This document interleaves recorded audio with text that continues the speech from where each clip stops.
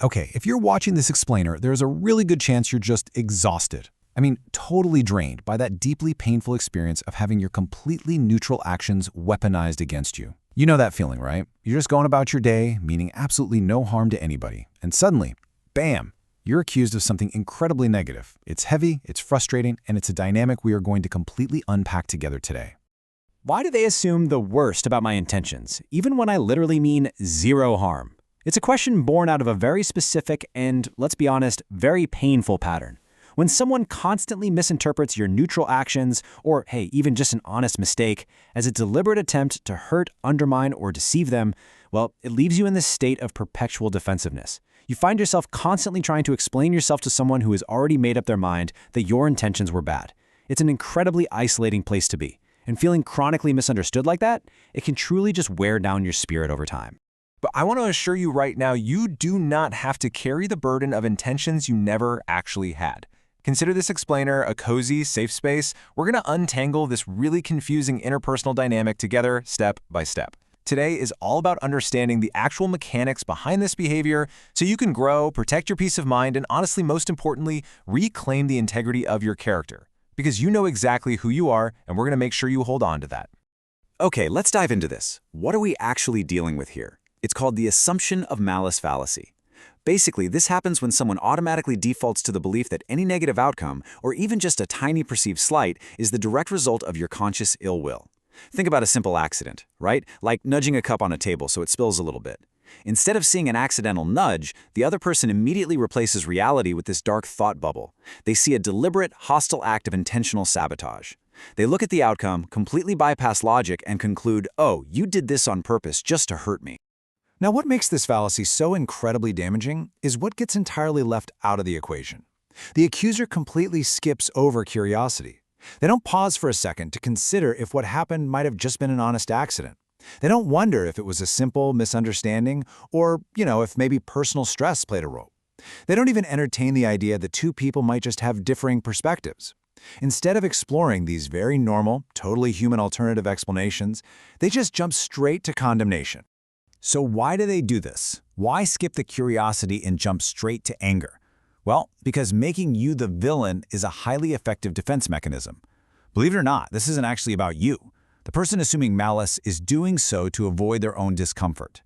By instantly projecting a narrative where you're the bad guy, they completely protect themselves from having to process complex emotions or look at their own insecurities or, handle the messy ambiguity of a simple misunderstanding.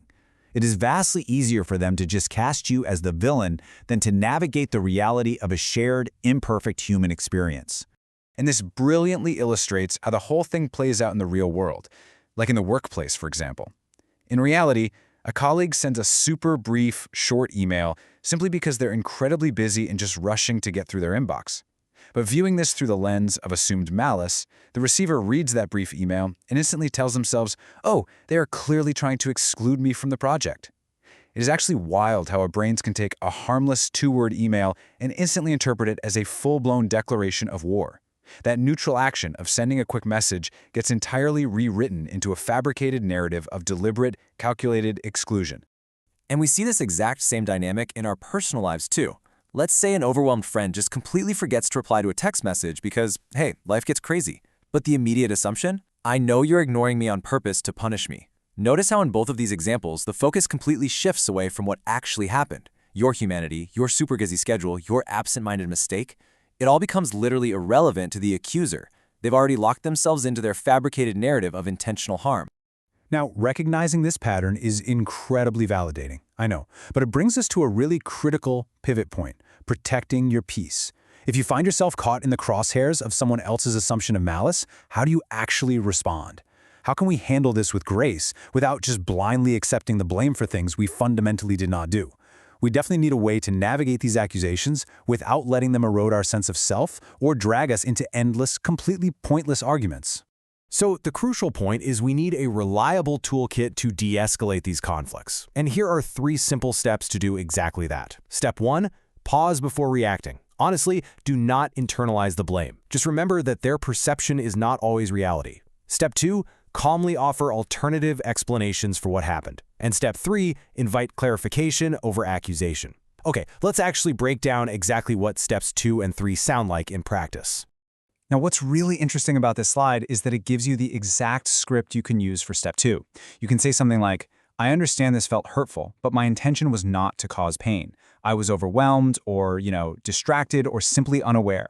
By using this framing, you're validating that their feelings are real to them. I understand this felt hurtful, but without accepting the false narrative that you acted with malice.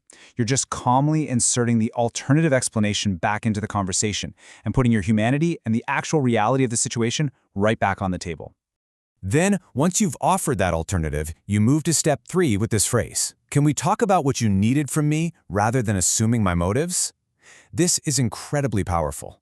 This specific phrase immediately creates space for real understanding. It gently but firmly pulls the conversation away from that fabricated narrative of intentional harm and refocuses it on actionable needs. Because this isn't about accepting blame, it's about shining a light on precisely where the malice has been unfairly assumed and inviting the other person to communicate productively instead of just pointing fingers. As we start to wrap up this explainer, I really want to leave you with a vital truth. Your heart is not defined by others' projections. You absolutely deserve to be given the exact same benefit of the doubt that you so freely extend to the people around you. When someone insists on casting you as the villain just to avoid their own discomfort, always remember that it is a reflection of their internal state, not your character.